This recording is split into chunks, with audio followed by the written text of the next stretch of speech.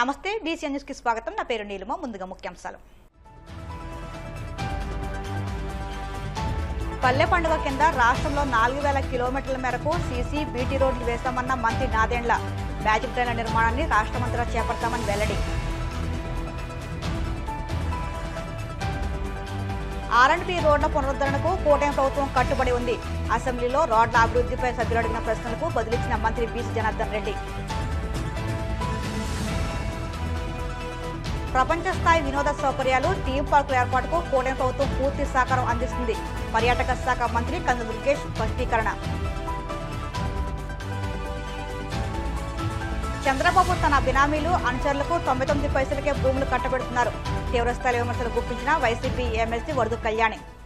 రాష్ట్రంలో పల్లె పండుగ కింద 4000 కిలోమీటర్ల మేరకు సీసీ బీటీ రోడ్లు వేశామని మంత్రి నాదెండ్ల మనోహర్ తెలిపారు. రాష్ట్రంలో పల్లె పండుగ 2.0ని ప్రభుత్వం ప్రారంభించిందా, నిధులు ఎంత కేటాయించాలన్న విషయమై ఎమ్మెల్యే కొండల రామకృష్ణ అడిగిన ప్రశ్నకు డిప్యూటీ సీఎం పవన్ కళ్యాణ్ తరపున మనోహర్ బదిలిచ్చారు. రోడ్లతో పాటు డ్రైనేజీ వ్యవస్థను మెరుగుపరిచేందుకు ప్రభుత్వ ప్రణాళికలు సిద్ధం చేసిందన్నారు. మ్యాజిక్ ట్రైన్ నిర్మాణాన్ని రాష్ట్రమంతటా చేపడతామన్నారు.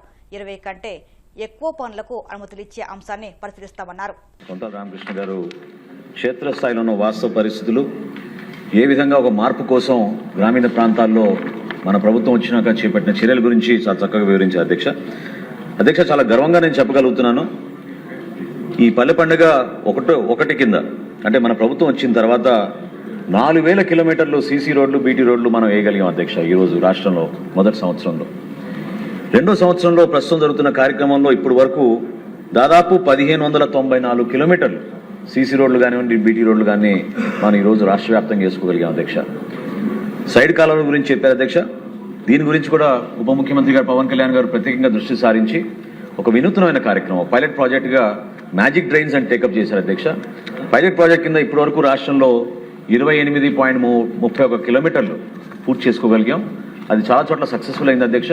ఆ మోడల్ని ఇతర జిల్లాల్లో కూడా తీసుకెళ్లే విధంగా అక్కడున్న సిబ్బందిని మన ఇంజనీరింగ్ డిపార్ట్మెంట్ నుంచి వాళ్ళు కూడా అటువంటి నైపుణ్యం వచ్చేటట్టు ప్రక్రియ చేపడుతున్నాం అధ్యక్ష.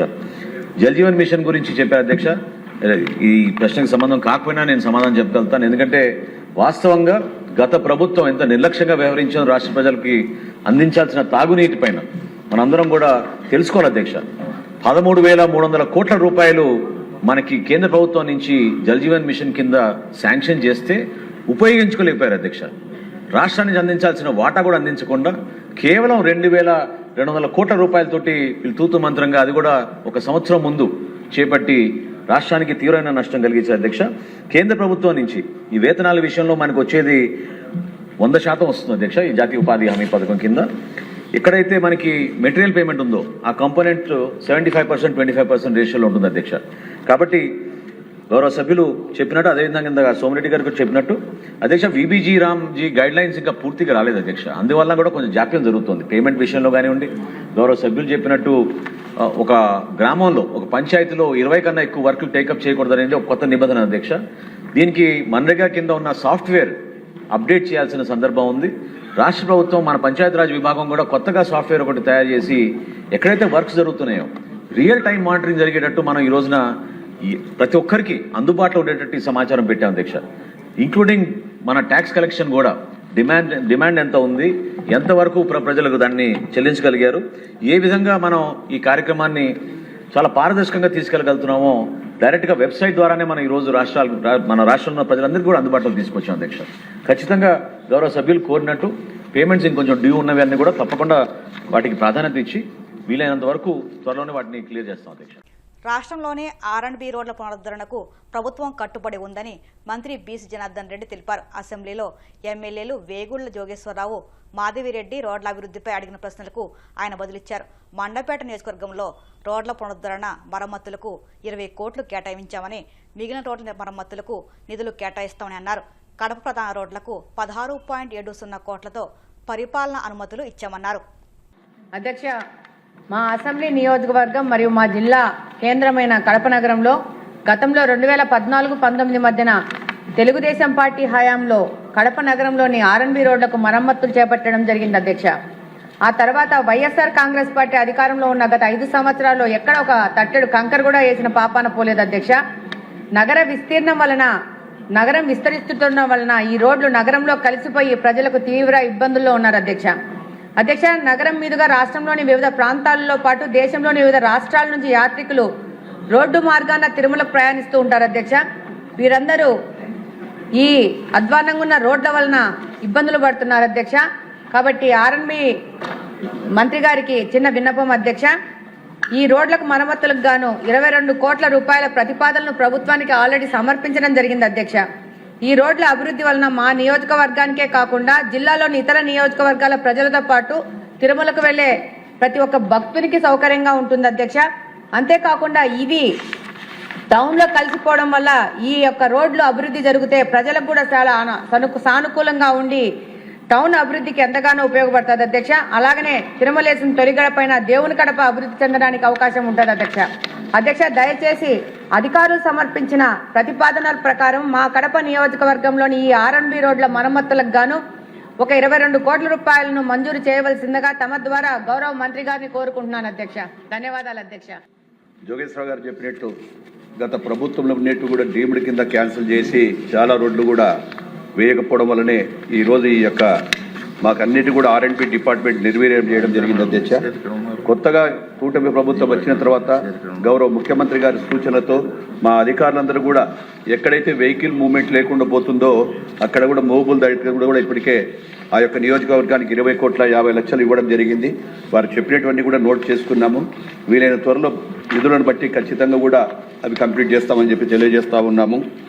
అదేవిధంగా కడపకు సంబంధించింది కూడా అధ్యక్ష మాధవిరెడ్డి గారు చెప్పారు 16,79,00,000 రూపాయలు కూడా శాంక్షన్ కూడా చేయడం జరిగింది. త్వరలోనే అవన్నీ కూడా చేసి కంప్లీట్ చేస్తామని చెప్పి తెలియజేస్తా ఉన్నాం అధ్యక్ష. బైపాస్ కూడా అధ్యక్ష మా దగ్గర అన్ని కూడా తెప్పించుకున్నాము.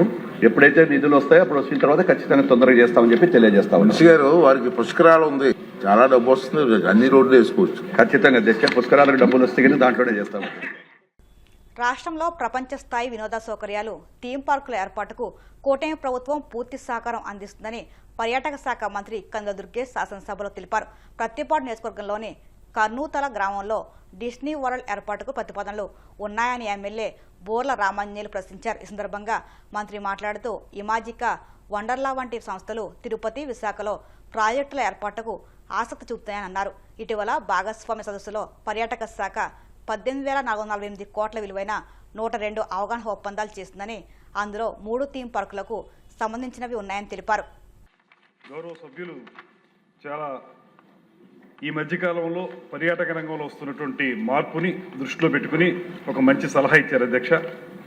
నిజానికి ఈ రకమైనటువంటి డిస్నీ వరల్డ్ లాంటి కార్యక్రమాన్ని మనం చేపట్టాలనేటువంటి అంశం మీద ముఖ్యమంత్రి గారు కూడా మాకు ఒక సూచన కూడా చేయడం జరిగింది అధ్యక్ష.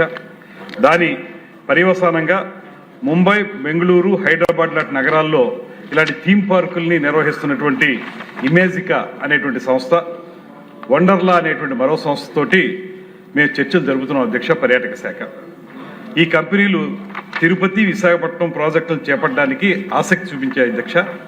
అయితే దీని నేపథ్యాన్ని కొంత మనం దృష్టిలో పెట్టుకున్నట్లయితే ప్రధానంగా ఈ డిస్నీ ల్యాండ్ లాంటి ప్రాజెక్టులు చాలా ఎక్కువ పెట్టుబడి అవసరమైనటువంటి ప్రాజెక్టులు అధ్యక్ష. $1 బిలియన్ మేర అత్యంత భారీ ప్రైవేట్ పెట్టుబడులు అవసరం అవుతాయి అధ్యక్ష. ప్రపంచవ్యాప్తంగా ఇటువంటి థీమ్ పార్కులు ఎప్పుడు కూడా ప్రైవేట్ కంపెనీలే టేకప్ చేసినాయి అధ్యక్ష. ప్రభుత్వాలు కేవలం భూమి ఇవ్వటం కానీ, లేకపోతే ఇన్సెంటివ్స్ ఇవ్వటం కానీ, సపోర్ట్ సిస్టమ్ డెవలప్ చేయడం కానీ ప్రభుత్వాలు చేస్తాయి కానీ పెట్టుబడులు మాత్రం ప్రైవేట్ రంగంలోనే. ఇందాక గౌరవ సభ్యులు చెప్పిన విధంగా పీపీపీ మోడల్లో చేయడానికి ప్రభుత్వం ముందుకు వస్తుంది అధ్యక్ష. దాని ప్రకారమే 2024-29 మన పర్యాటక విధానం ఏదైతే ఉందో దాని ప్రకారంగా ఎలాంటి ప్రాజెక్టులు కానీ, 5 స్టార్ హోటల్స్ కానీ, ఇతరత్ర పర్యాటక రంగానికి సంబంధించినటువంటి కార్యక్రమాలను చేపట్టడానికి ప్రోత్సహించడానికి కూడా ప్రభుత్వం అనేక రాయితీలు ప్రకటించింది అధ్యక్ష. అందులో ప్రధానంగా 40 కోట్ల వరకు 5% నుంచి 10% వరకు ఫిక్స్డ్ క్యాపిటల్ ఇన్వెస్ట్మెంట్ సబ్సిడీ కానీ, 100% స్టాంప్ డ్యూటీ రియంబర్స్మెంట్ కానీ, 100% ల్యాండ్ కన్వర్షన్ ఫీజు ఎగ్జంప్షన్ కానీ, అదేవిధంగా ఇండస్ట్రియల్ టారిఫ్ ప్రకారం విద్యుత్ ఖర్చులు ఏముంటాయో ఎలక్ట్రిసిటీ ఛార్జెస్, పవర్ ఛార్జెస్ వాటి రియంబర్స్మెంట్ కానీ, 7 నుంచి 15 ఏళ్ల పాటు 100% SGST రియంబర్స్మెంట్ కానీ, అదేవిధంగా 3 ఏళ్ల పాటు EPF, ESIలో 50% నుంచి 100% వరకు రియంబర్స్మెంట్, మెగా మరియు అల్ట్రా మెగా ప్రాజెక్టు కోసం కేసు బై కేసు ఆలోచించి వాళ్ళకి చాలా సపోర్ట్ ఇవ్వటం, అదేవిధంగా పారిశ్రామిక హోదా కల్పించడం వల్ల పరిశ్రమలకు ఏ రకమైనటువంటి రాయితీలు వస్తాయో అవన్నీ ఇవ్వడం ద్వారా ఈ కార్యక్రమాన్ని ఏర్పాటు చేయడం జరుగుతుంది అధ్యక్ష. దానికి ఎలా ఖర్చు పెడతారంటే ఎప్పుడైనా సరే డిమాండ్ సప్లై అనే దాని మీద ఆధారపడి ఉంటుంది కనుక ఇంత ఖర్చు పెడితే దాని రిటర్న్ వస్తుందా లేదా అనేది ఆలోచించాలి. ఆ దేశాల్లో ఆ రకమైన రిటర్న్ వస్తుంది. మన దేశంలో వచ్చేటప్పటికి మన స్పెండింగ్ కెపాసిటీ ఎంత ఉంది, మన ఫుట్ఫాల్ ఎంత ఉంది, పర్టికులర్ ప్లేస్లో మనం డిస్నీ ల్యాండ్ లాంటిది ఏర్పాటు చేస్తే ఎంతమంది పర్యాటకులు వస్తారు, వాళ్ళ యొక్క స్పెండింగ్ కెపాసిటీ ఎలా ఉంది, పర్చేసింగ్ కెపాసిటీ ఎలా ఉంది, ఇవన్నీ ఆలోచిస్తే మనకి ఇవాళకి కూడా మనకు ఒక్కొక్క పర్యాటకులు 20,000 నుంచి 21,000 మాత్రమే స్పెండింగ్ కెపాసిటీ మన దగ్గర ఉంది అధ్యక్ష. ఇది అంతర్జాతీయ స్థాయిలో ఇలాంటి థీమ్ పార్కులకి సరిపడేటువంటి ప్రమాణం కాదు. అందువల్ల మనం ప్రయత్నం చేస్తా ఉన్నాం అధ్యక్ష. వారు చెప్పినట్లుగా ఆ ప్రదేశం కానీ ఇతరత్ర ప్రదేశాలు కానీ తప్పనిసరిగా చేపట్టడానికి మేము ఈ మధ్యకాలంలో కొంత కార్యాచరణ కూడా చేపట్టాం అధ్యక్ష. అందులో పర్యాటక శాఖ ఈ మధ్యకాలంలో హిక్సా అనేటువంటి సంస్థతోటి Arabian travel market, ITB Berlin కూడా వెళ్ళాం అధ్యక్ష. బెర్లిన్లో కూడా దీన్ని ప్రతిపాదించాం.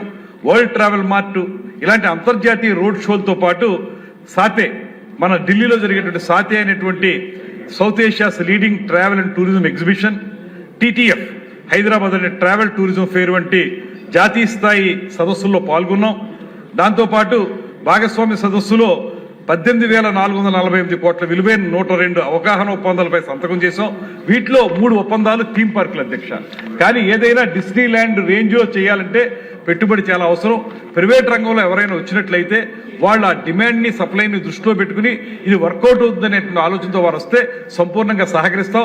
గౌరవ సభ్యులు చెప్పినటువంటి ప్రదేశాన్ని కూడా దానికి ఉపయోగించడానికి కనుక అభ్యంతరం లేదు. ప్రభుత్వ పరంగా అన్ని సహకారాలు అందిస్తాం. కానీ పెట్టుబడులు పెట్టే వాళ్ళని మాత్రం మనం చూసుకోవాల్సిన అవసరం ఉంది అధ్యక్ష. ఆ రకంగా ఎవరైనా ముందుకు వస్తే 100% సపోర్ట్ చేయడానికి ప్రభుత్వం సిద్ధంగా ఉంది. ఇప్పుడు కాసేపు ప్రకటనలు.